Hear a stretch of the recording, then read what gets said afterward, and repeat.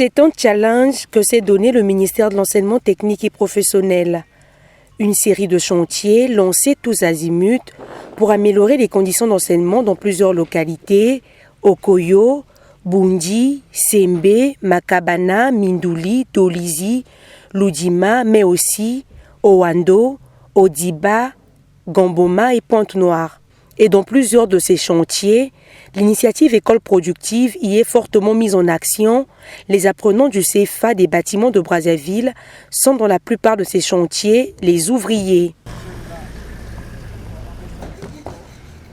Ici, nous sommes à Makabana.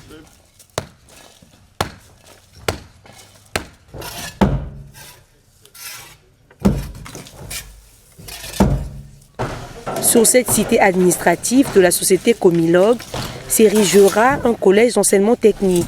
Nous sommes venus à Makabana pour la réhabilitation et le renforcement de ces bâtiments qui appartenaient à la société Comilog pour en faire un collège d'enseignement technique. Nous allons partir en deux volets s'il faut autant dire, parce que nous avons en soi deux bâtiments à réhabiliter, mais pour un premier temps nous avons ciblé un bâtiment de 60 mètres de long et 6,35 en large. Nous allons en faire 5 salles de classe pour ce bâtiment-là. Et d'après les estimations que nous avons faites techniquement, en 2-3 semaines, c'est faisable. Beaucoup dans le coin ont connu des décrochages scolaires parce qu'il fallait sortir de Makabana pour espérer trouver un collège d'enseignement technique. En séjour dans sa ville de Makabana, le ministre d'État Pierre Mabiala est même passé constater aussi le début des travaux.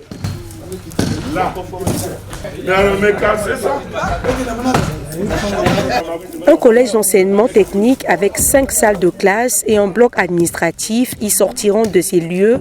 Et l'initiative École productive, un projet cher au ministre de l'Enseignement technique et professionnel, est aussi mise en œuvre.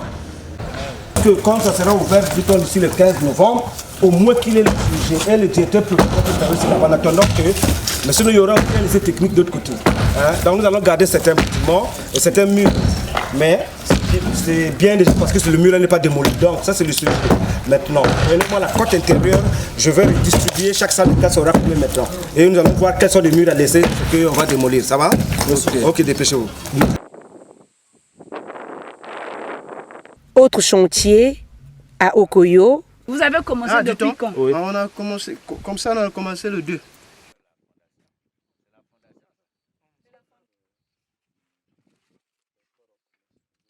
Des dortoirs sont en train d'être construits pour réduire cette pénibilité et permettre aux apprenants d'être à côté de l'école en dépit des difficultés d'approvisionnement en eau. Le problème saillant ici là aussi c'est l'eau. Il faut nous multiplier beaucoup de bidons.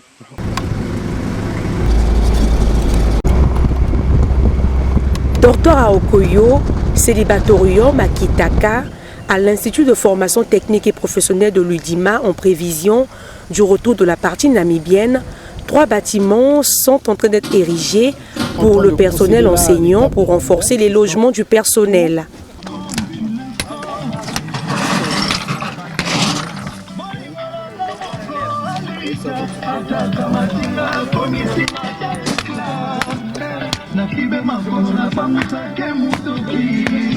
L'emploi du temps que nous sommes donnés, normalement les travaux devaient se faire pour une durée de 3 mois. Bon, nous avons déjà consommé 1 mois et quelques jours. À l'étape où nous sommes, puisqu'il s'agit quand même de reproduire 3 bâtiments au même moment, à l'étape où nous sommes quand même rassurés de ce que, à partir de la semaine prochaine, nous pourrons procéder à l'élévation des murs. Et qu'en fin du mois d'octobre, nous pourrons voir tous les bâtiments déjà debout. Et les difficultés ici? Les difficultés, il y en a quand même, c'est lié plus à l'approvisionnement des matériaux de construction, notamment du sable.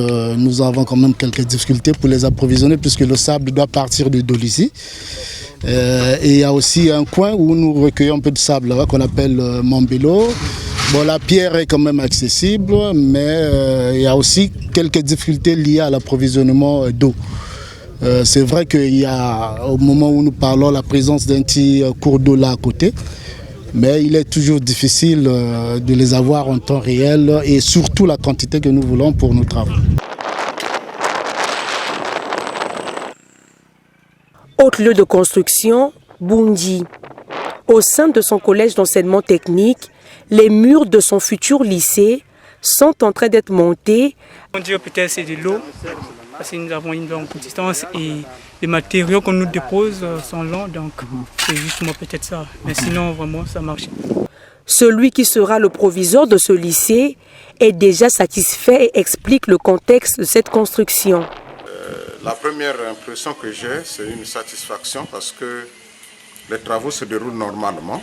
Ce qui a conduit à la construction de ce bâtiment, c'est que lors de la tournée de son Excellence, Monsieur le ministre de l'enseignement technique et professionnel, à la rentrée effective des classes passées, il a constaté qu'il y avait un grand besoin ici à Boundji. Parce que dans les environs, il n'y a pas, dans le district de Boundji, il n'y a pas un autre établissement d'enseignement technique. Et tous les villages environnants, tous les villages du district de Boundji, toutes les écoles primaires, il y a assez d'établissements aussi d'enseignement général. Malheureusement, il n'y a qu'un seul établissement d'enseignement technique, donc le collège d'enseignement technique de Boundji.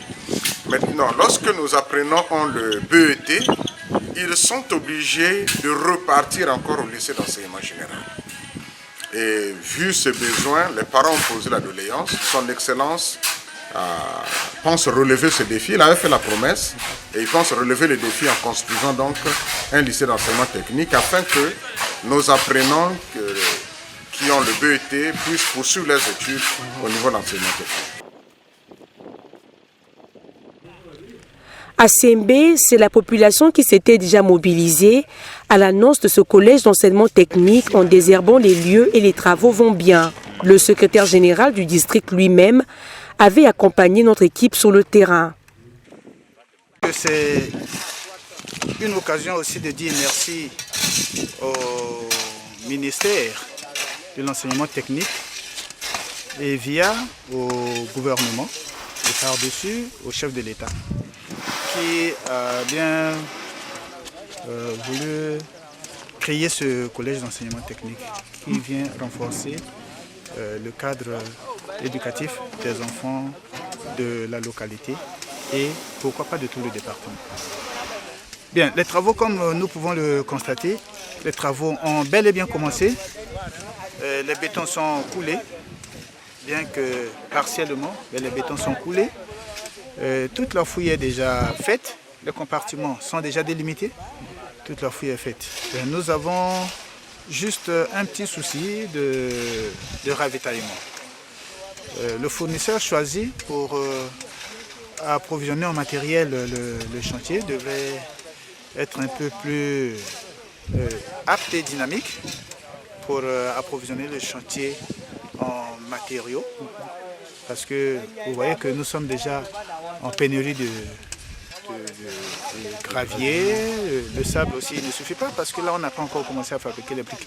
Et dès qu'on va entamer la fabrication des briques, ça sera très compliqué avec le sable.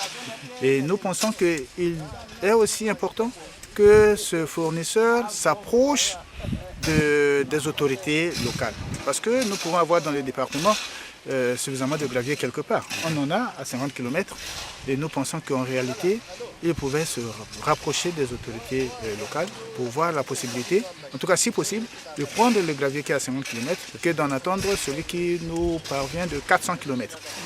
Donc, sinon, en lui-même, le chantier, il est vraiment en cours. Les ouvriers sont là, qu'ils soient ceux revenus de Brazzaville ou ceux qu'on a pris ici même à Sembe. Ils sont là et ils sont dynamiques, comme vous constatez. Nous les trouvons là tous à leur poste. Et ils travaillent comme ça du matin jusqu'à 16h, tous les jours, sauf le dimanche pour leur repos. Comme à Makabana, Boundji et Okoyo, ce sont les jeunes du CFA qui sont à l'œuvre, renforcés par la main-d'œuvre locale, mettant ainsi en exergue la recommandation du ministre de l'Enseignement technique et professionnel, l'initiative École productive. Dans les chantiers ici, je suis ferrailleur. Et vu qu'il y a le travail, j'accompagne aussi les autres en malaxant les ciments et faire tout consommer, et même au coffrage. Bon, les travaux ici, vraiment, c'est bien, c'est formidable. Même si on a quelques difficultés, nous avons les matériels. En dehors de ça, ça va. Nous travaillons bien avec les manœuvres sur le terrain. Vraiment, il y a la communication entre nous. Les travaux sont exécutés aussi à Pointe-Noire, à Ngoyo, mais aussi à Dolisie, où 5 salles de classe supplémentaires au CTF d'Alva Fosta de Dolisie renforceront la capacité d'accueil des lieux. Lors de la tournée de Monsieur le ministre, je crois fin novembre, il avait constaté qu'il y avait un déficit de salles de classe au CTF de Dolisie. Donc il m'avait instruit de faire des propositions pour ériger 5 salles de classe ici. Et c'est ce que nous sommes en train de faire. Donc comme vous le constatez, les travaux sont suffisamment avancés. On aimerait vraiment les livrer pendant la rentrée prochaine. Ben, il nous faut des moyens. Si on a des moyens, je crois au bout de 2 semaines, on va accélérer les choses et puis ça ira mieux. Ici à Kaï, sur ce terrain nu, c'est un collège d'enseignement technique mixte que la Fondation Mucodec va construire pour le compte de l'État. Et là, à Madingu, le ministère de l'enseignement technique va transformer cette ancienne base de vie de la société chinoise BRCC lors de la municipalisation accélérée du département de la Bouinza en un lycée technique mixte. Le gouvernement de la République ne ménage aucun effort pour faire de telle sorte que le capital humain, très utile pour le Congo, notre pays qui aspire à l'émergence, soit formé. Donc ici, il y aura un lycée technique mixte. Dans la Bouinza, il n'y a aucun lycée technique. Et nous avons vu beaucoup de décrochage des enfants qui obtenaient le BET et finalement qui allaient au lycée général, mais avaient des difficultés parce que ce n'était pas du tout la même chose. Alors, le ministre a décidé qu'on ouvre un lycée dans la Bouinza et ça sera fait cette année. Et le site que vous voyez, c'est un grand site avec beaucoup d'hectares.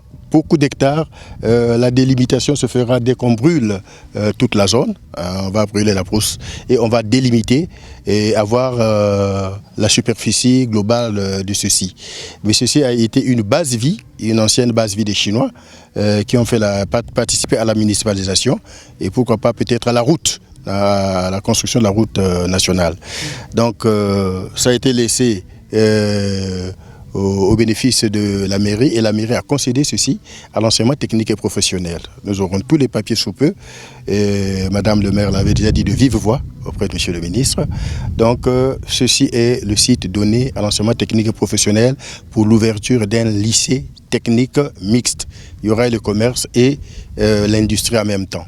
Mais nous voulons encore dire que nous allons regrouper pratiquement tous les techniciens qui sont à Madingu, notamment le CET, qui sera également un CETEM parce qu'il y aura également les filières commerciales.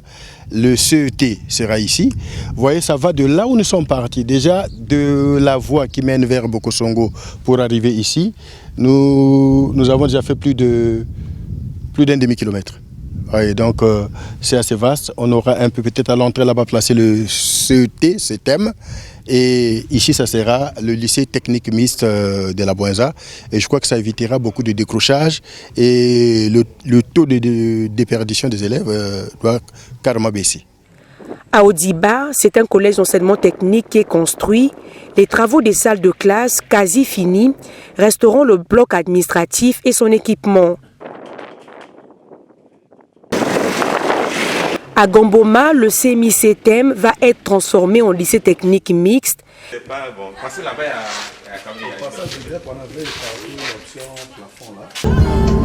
Et à Mindouli, le site se voit renforcé de 3 salles de classe. Vaste chantier de construction et pour la plupart, la fin des travaux est projetée pour fin octobre, début novembre, pour renforcer le parc immobilier à l'enseignement technique et professionnel.